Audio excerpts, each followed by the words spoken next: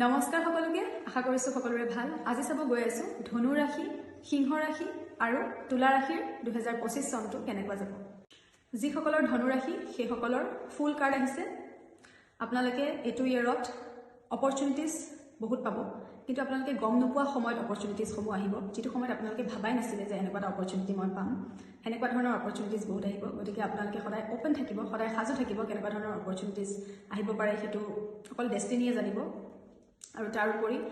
যদি আপোনালোকে ৰিস্ক ল'ব নোৱাৰে এই ইয়াৰটোত আপোনালোকে অলপমান ৰিস্ক ল'ব শিকিব লাগিব কাৰণ এনেকুৱা কিছুমান ইনসিডেন্টছ হ'ব পাৰে য'ত ৰিস্ক ফেক্টৰটো খুব ইম্পৰ্টেণ্ট হৈ যাব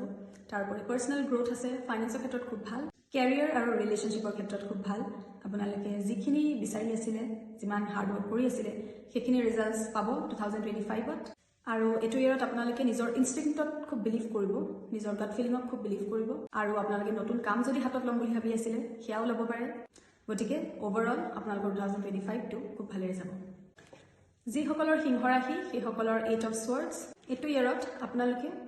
যিমান যি বাধা আছিল বা ভয় আছিল ওভাৰথিংকিং নিজে যিমান যি কৰি আছিল সেইখিনিৰ পৰা আপোনালোকে উলাবলৈ চেষ্টা কৰক লাইফটো অকমান বেলেগ ধৰণে চাবলৈ লওক তেতিয়া চাব আপোনালোকৰ যিমান যি পাষ্টত হৈ আছিল বা এট প্ৰেজেন্ট আপোনালোকে যিমান যি বাধা সন্মুখীন হৈ আছিল ষ্ট্ৰাগলৰ সন্মুখীন হৈ আছিল সেইখিনিৰ পৰা আপোনালোকে নিজে নিজে বাহিৰ হ'বলৈ পাৰিব তাৰ উপৰিও এটো ইয়াত আপোনালোকে খুব বেলেগ মানুহক বিশ্বাস নকৰিব কাৰণ বেলেগ মানুহক বিশ্বাস কৰাটো আপোনালোকৰ বাবে বিপদ হ'ব নিজক বিশ্বাস কৰি আগুৱাই যাবলৈ চেষ্টা কৰক তেতিয়া চাব আপোনালোকৰ বছৰটো সুন্দৰকৈ যাব আৰু এটো ইয়াত খুব বেছি পইচা পাতি ইনভেষ্টমেন্টছৰ কথা চিন্তা নকৰিব হয়তো লছ হ'ব পাৰে গতিকে অলপ চাইচিতি খৰচ কৰিব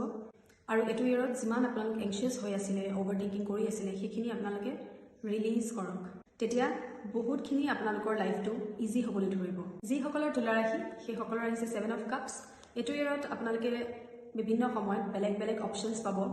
কিবা কিবি অপৰচুনিটিজ ঢেৰ পাব কিন্তু আপোনালোকে নিজে ডিসাইড কৰিব লাগিব যে কোনটো অপৰচুনিটি আপোনালোকৰ কাৰণে ভাল কোনটো বেয়া গতিকে সেইখিনি চালিজাৰি চাইহে আগবাঢ়িব অপৰচুনিটিটো গ্ৰেব কৰাত আৰু নতুন কাম হাতত ল'ব পাৰে কিন্তু কামটো চাই ল'ব কেনেকুৱা কাৰণ ৰিজাল্টছ এটো ইয়াত আপোনালোকে পজিটিভো পাব নেগেটিভো পাব আৰু এটো ইয়াত আপোনালোকে খুব বেছি ডে ড্ৰিমিং কৰি নাথাকিব ফেন্টাসি ৱৰ্ল্ডত খুব বেছি নাথাকিব ৰিলেশ্যনশ্বিপৰ ক্ষেত্ৰত বা কেৰিয়াৰৰ ক্ষেত্ৰত আপোনালোকে খুব চাই মেলিহে আগবাঢ়িব কোনটো কেৰিয়াৰ অপচন আপোনালোকৰ কাৰণে ভাল হ'ব যদি কোনোবাই নতুনকৈ ৰিলেশ্যনশ্বিপ ষ্টাৰ্ট কৰিম বুলি ভাবি আছে অকমান চাই মেলি পেলাই ষ্টাৰ্ট কৰিব কাৰণ সেই ৰিলেশ্যনশ্বিপটো আপোনালোকৰ কাৰণে ভালো হ'ব পাৰে বেয়াও হ'ব পাৰে আশা কৰিছো সকলোৰে 2025 চনটো যাতে ভালেৰে যায় আৰু বাকি ৰখি যোৱা ৰাশিসমূহ মই আগন্তুক দিনত লৈ আহিম আপোনালোকে মোৰ চেনেলটো সাবস্ক্ৰাইব লাইক শ্বেয়াৰ আৰু কমেন্ট কৰি দিব ধন্যবাদ